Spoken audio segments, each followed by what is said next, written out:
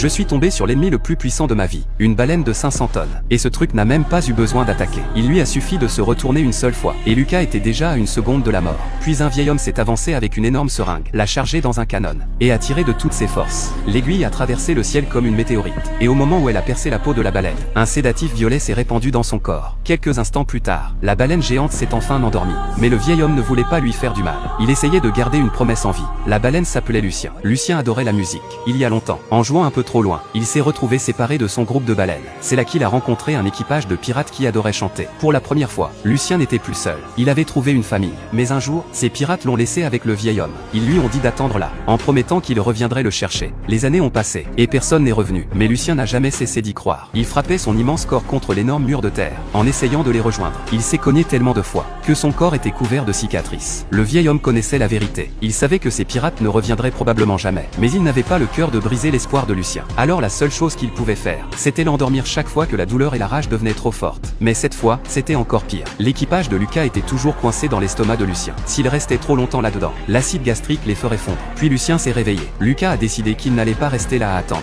Il a fait tourner son bras comme une hélice, et a visé droit l'œil de Lucien. Mais la baleine était bien trop énorme. Le recul seul rendait le coup impossible à contrôler. Au lieu de l'arrêter, ça n'a fait qu'énerver Lucien. La baleine géante a rugi, et a replongé dans la mer. Mais Lucas n'a pas abandonné. Il est monté sur un rocher, et s'est mis à chanter. Lucien a entendu la mélodie familière, et s'est figé. Puis lentement, la baleine géante est remontée à la surface. Lucas a continué, toujours aussi maladroit, à danser comme un idiot, mais il y mettait tout son cœur. Lucien a été touché. La baleine a lentement ouvert la bouche, et cela a donné à l'équipage de Lucas une chance de s'échapper. Puis Lucas a fait quelque chose que personne n'attendait. Il a peint son drapeau pirate sur le corps de Lucien. Ce n'était pas juste un dessin, c'était une promesse. À partir de ce moment-là, Lucien n'était plus seul. Il était devenu l'un des leurs.